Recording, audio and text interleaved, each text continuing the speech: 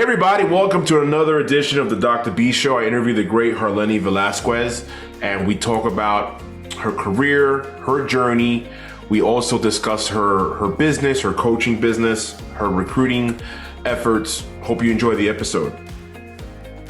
Hi, Dr. B here. Are you struggling to get rid of stubborn fat but don't want to have plastic surgery? 111 Spa and Aesthetics non-invasive slimming massage can help you get the body you always wanted. 111 Spa and Aesthetics can also help you when it comes to cellulite treatments and body contouring massage. 111 Spa and Aesthetics offers a full range of skincare services, including facials, acne, scar treatments, skin tightening, microdermabrasion, and more. 111 Spa and Aesthetics are trained professionals with extensive skincare experience and utilize only the best equipment possible. For more information, please visit their website at www.111aesthetics.com. That's 1-O-N-E-11 Leven spaaesthetics.com, located at 10 East Moonachie Road in Hackensack, New Jersey, 07601. And to make an appointment, don't miss out, 201-520-1777, 201-520-1777, 111 Spa and Aesthetics. Good afternoon, everybody. Good evening, good day, wherever you're at in your time zone. This is Dr. B, Dr. Jairo Borja, season 4 of the Dr. B Show, here with Harleny Vasquez. Harleny, how are you today? I'm doing well. So excited to be here. Thank you. I've been wanting to have you on the show for a while. I'm glad we were able to make it happen. So let's jump right into it. Tell everyone about yourself. Of course. Well, my name is Harleny Vasquez. I currently identify as a first-gen Latina, born and raised in New York City. I am a licensed social worker by background, have 10 years of experience working with children and families dealing with complex trauma in underserved communities. And of course, my journey into social work also led me into entrepreneurship. I'm also the CEO and founder of my consulting business, Your Evolve Mind, where I help social workers in all stages land jobs using the LinkedIn platform. And I'm also a clinical recruiter for a mental health tech company. Love it. Tell us where your education background, where did you go to school?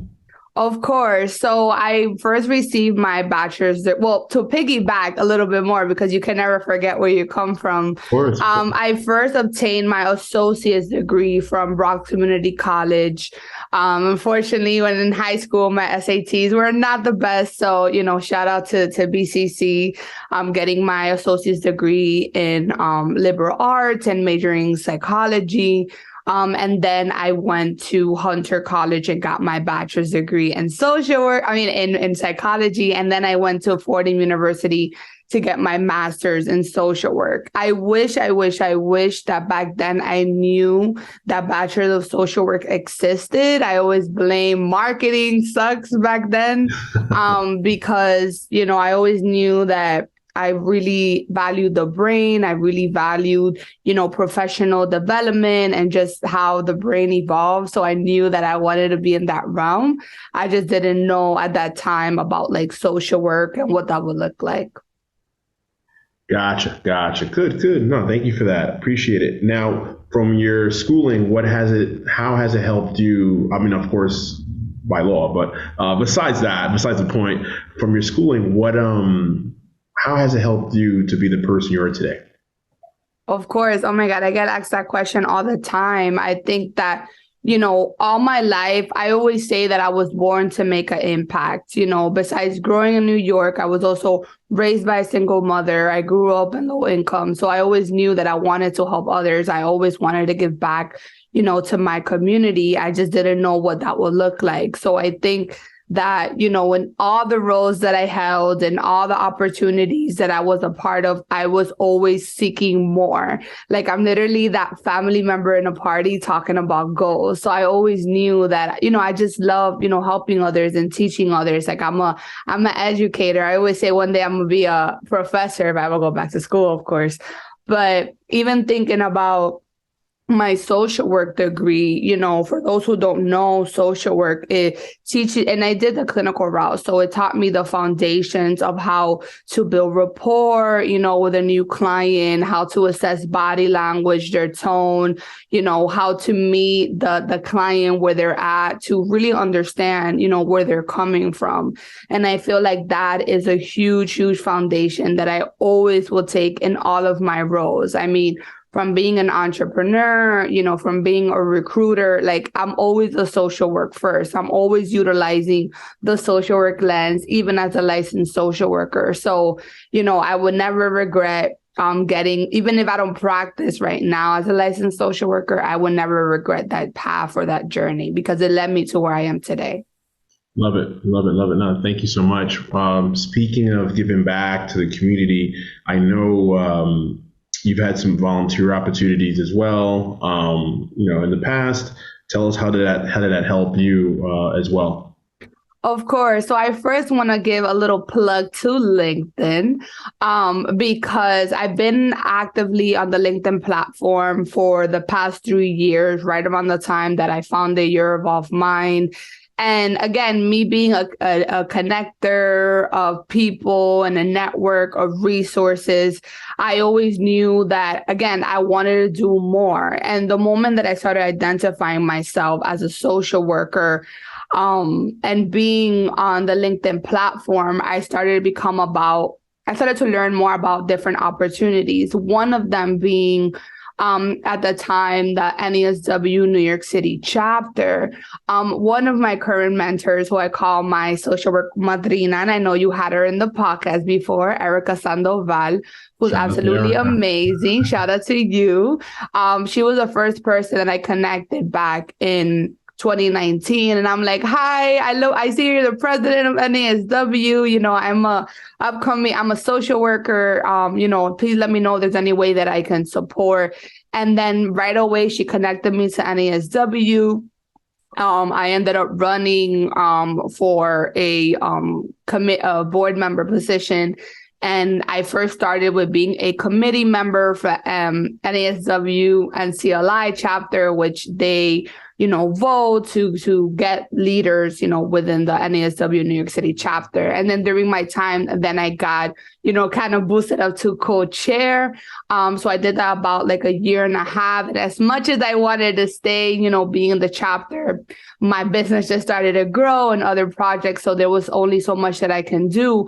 And then at that time, another opportunity, because of obviously Erica, presented itself, being an actual board member for the Latino Social Work Coalition and Scholarship Fund. And I'm always, again, I did my term with them for a year. And, I always find ways to go back and give back to the coalition, because that is a particular, organization that is very dear to my heart, given that I'm a social work career coach. So it's really about, like, as always, is who you know. But I think those opportunities, and yes, they were volunteer, they were free, there was a lot of commitment. But for me, I didn't view, when you love something, it doesn't come across like, oh, this is free. It comes across like, I just want to do more. But I just knew, being a social worker, self-care and work-life balance, I'm like, okay, there's only so much that I can do, and I wish I can divide myself into all these things. But I had to really hone in, okay, what's important. But like I said, I still got back. I still, do panels for NASW. I still do workshops for the Latino Social Work Coalition. So even though I'm not an active board member, I'm still involved and always giving back. Do you want to promote your product or services to your target audience but don't know how? Do you struggle with social media marketing and management? Do you have challenges with lead generation for your business online? Well, look no further. Get More Clicks Media helps with SMS, MMS, and email marketing. Also, social media marketing and management, video marketing, lead generation, brand recognition, SEO, e-commerce, and website development. For more information, please visit getmoreclicksmedia.com. That's getmoreclicksmedia.com. Love it. Yeah, my course, I talk about that as well, right? As far as the importance of volunteerism, and I know you don't get paid for a lot of that stuff, but just the exposure, but at the same time, just giving back to the community that way. So now I'm a big fan of that, and kudos to you, right? So we're similar in that wavelength, right? So now, transitioning now into your actual role or what you do. So I just wanted to pull up a stat. So according to the World Health Organization, COVID-19, still living through it to an extent, triggered 25% of anxiety and depression worldwide. So what do you think caused that? Or in your opinion, what do you think about that? And how do you think we could move forward with some of these, with some solutions? Absolutely. I think the pandemic, unfortunately forced everyone to be home. And I think when you are home, whether you have, family to take care of, whether you have kids, you're a big chunk of time you're spent alone, which that means you're spent alone with your thoughts, and you have more time to really process, like, wait, why am I thinking about that? Or, why am I feeling this way? Or, because in general, especially New Yorkers, or like, we move so quickly and we don't take a moment to like breathe. So the New York, city life, and again, for most states as well, being in work sometimes, but the pandemic forced everyone to literally do a reset and a pause and really evaluate the things that are important to us. So I think that being forced to just evaluate your life, or evaluate, like, hey, I noticed that let's say you were really burned out with work. Let's say I noticed that every time I was going to work, I will be sweating. I'll have a lot of heart palpitations. But now that I'm home, I don't have those symptoms. So it's kind of being away from that environment, saying like, wait, is this the environment causing me to feel like this? So I think, and of course, because of the pandemic, it also made mental health more accessible remotely. So there was a lot of, hopefully, stigma being, kind of moved away from that. So it's not like, like, I'm actually want to talk to someone. And I know a lot of companies did a lot of amazing things to provide free resources, whether it was to, stay at home moms, or just anyone who's currently gone with grief and loss. So I think it's just more resources became available. And I think it kind of at the end of the day, unfortunately, a lot of people lost people in their lives. I know I did. And it was just like an eye opening, like, what? I need to take life more seriously. I need to take my health more seriously, because life is short. And I think that was a wake up call. And it was unfortunate that it was COVID. But I think it was just a realization to realize, like, I'm allowed to put myself first, because I matter, and I need to take care of myself so that I can be able to help others. So I think that's just my honest truth, that it just kind of forced everyone to be like, wait a minute, I'm no longer doing X, Y, and Z, but I still feel like this, why? And then kind of giving that permission to recognize, like, maybe I'm not okay. Maybe I need to talk to someone. That makes total sense. Really appreciate it. And speaking of resources, I know you have a show of your own, a podcast of your own, the Social Work Insider. Can you tell us about that? Absolutely. Social Work Insider, I always say, oh, that's my baby. Season 3 will come back in the new year. I launched Social Work Insider last year. I was able to publish season 1 and season 2. And Social Work Insider talks all things social work, entrepreneurship, mindset, licensure. And, I've had so many amazing guests on the show. And even towards the end, I ended up kind of pivoting into more raw, authentic myself, and just kind of going on a rant, and it just kind of like blew up even more. I had the privilege of getting sponsors this year, and even my podcast was selected as the top 40 social work podcasts to follow in 2022. So that was like also like, oh my God, like huge. And I'm just excited to, again, it's another way, just like yourself, to give your community more value, more resources, because of course I have a lot to say. So it was a no-brainer to start a podcast. Everyone's like, Harleny, bring it back. I'm like, give me some time. The new year, I was like, holidays and all those stuff. So I'm very excited I will be kicking off season 3 of Social Work Insider during Social Work Month in March of 2023.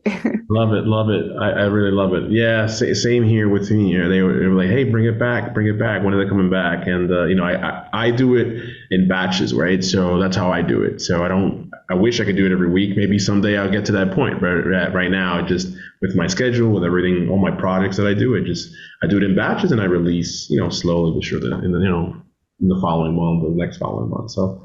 Cool. Absolutely. Appreciate it. Good, good. So I see you're also you mentioned earlier, CEO of Social Work Career Coach. Can you tell us how that started? And I also wanted to throw a stat at you. The unemployment rate this month is 3.7% for November, right? 263,000 jobs have been added, but just companies can't find talent. Is it them being picky? Do you think it's like folks like you and I just spinning off and doing stuff on our own? Folks just collect unemployment at home? Is it all the above? Like, what do you think is the reason for that? There's a big gap there. Absolutely. So to answer your first question, yes, I am the CEO and founder, Your Evolved Mind. And the way that came about was in fall 2019. As I mentioned, I always knew that I wanted to make an impact. And in all of the roles that I held, I was always that go-to person with my colleagues, with family members, talking about goals, talking about, Harleny, help me with my resume. Harleny, help me with interview prep. Oh, Harleny, because I always, again, being a network person of resources, I always knew this internship or this job in general, whether it was inside or outside the social work profession. And in 2019, people started reaching out more. And mind you, I was doing all of this for free. I was like resume and cover letter because, again, I genuinely wanted to help. And I think it was until right before summer, my fiance now, he was like, "Why don't you charge?" And I was like, "Charge? What happened?" Congratulations. No, Thank you. He was like, "Why don't you charge?" And I'm like, "Charge? What are you talking about?" He was like, "This is your time. Time is money." He was like, "You should be compensated, for your knowledge and your resources." And I was like, "I guess, sure." And then I started charging. And then I was like, you know what? I have so much to say. Let me just get on LinkedIn. Let me just get on Instagram and let me just, share value about like how to do an interview or how to, like, I wasn't thinking about like business or anything like that. It was generally starting like, I want to give back.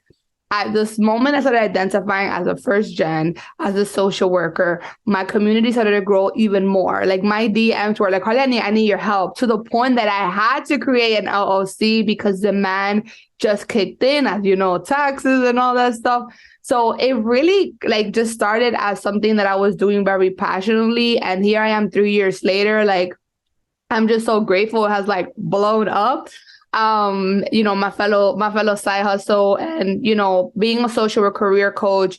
I'm also a content creator. I'm also a workshop facilitator and speaker. So besides working one-on-one or doing group sessions with social workers, whether they're new grads or seasoned social workers, I also facilitate workshops. I also work with different schools of social work and do like student career coaching sessions or facilitating of workshops, or even, create content or write articles for, let's say, other mental health platforms as well. So I'm a woman with like many different routes, but I am how do you say? I'm very multi-passionate. No, so I love it. I do it all. Now you remind me of me, where you have a lot of spokes to your business, right? Well, one could be your podcast, be one source, and then of course your coaching could be another, your group coaching could be another, and then your blog could be another. So I get it. As a fellow entrepreneur, I get it. Totally get it.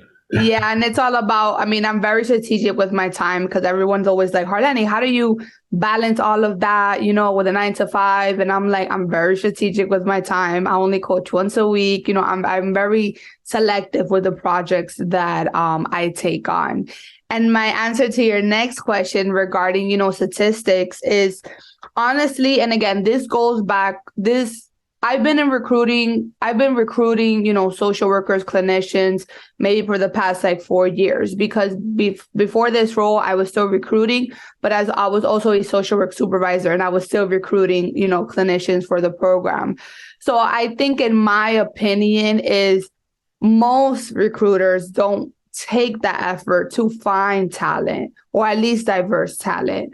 For me, I go out of my way. Like, I'll reach out. I make it very, again, the social work in me, I make it very personal. And in all of the roles that I held, I truly believe in the mission, right? Like, I'm not just talking to talk or walking the walk. Like, I'm operating through a social work lens. So I understand whether it's the company's model of care or, the way that they treat the clinicians equitably and all those things. So for me, I just take the time to get personal. Even if I have to go on LinkedIn, I'm like, hey, let's get on a 15-minute call.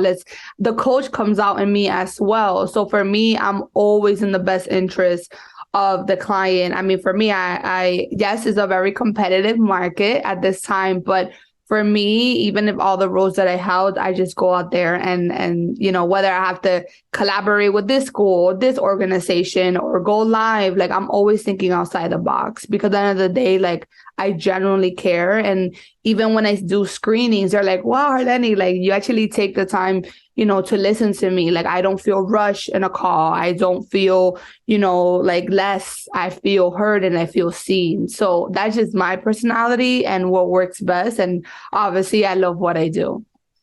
I agree. I think a lot of it has to do with just making the effort, right? Or making the effort into hiring diverse talent and partnering with organizations that kind of help you do that, right? And work smarter and not harder, right? When it comes to finding talent, right? So, good. Last question. So, tell us about your current role. You're at Headspace Health as a clinical recruiter. Can you tell us about that? And if folks are interested, how can they contact you? Absolutely. So as a clinical recruiter, I work for Headspace Health, and Headspace Health serves members of, different organizations and corporations, and they provide quality mental health care. So as a clinical recruiter, I recruit clinicians, I recruit psychologists, psychiatrists, nurse practitioners.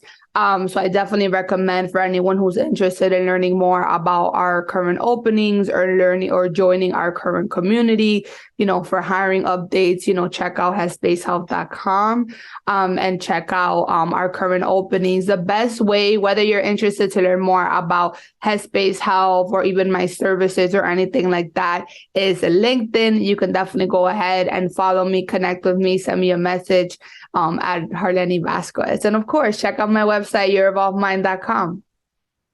Thank you. And then Instagram is the same. Instagram is Your Evolved Mind. Yeah, thank you for that plug. I'm like, my main I do have Instagram, but and of course, I'm on Facebook too by Harleny Vasquez. But my main platforms are LinkedIn and a little bit of Instagram, but mostly LinkedIn. Harleny, thank you for your time. It was a pleasure learning about you and your coming up, and of course, or everything you do for the community from a social work standpoint. Really appreciate your time today. My pleasure. Thank you so much for having me. Thank you, Harleny Vasquez, everybody. Thanks. Has the pandemic changed the way you prospect today? Do you struggle prospecting for new leads for your business? Do you have challenges and don't have a process when networking at an event, either virtually or online? Well, look no further. Borja Consulting Group's Transforming Your Way to Success online course is a solution.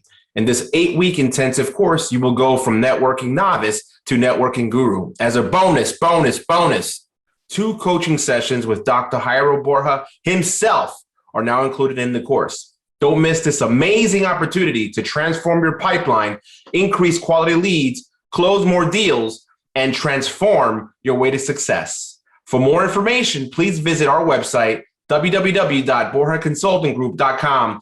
That's www.borjaconsultinggroup.com.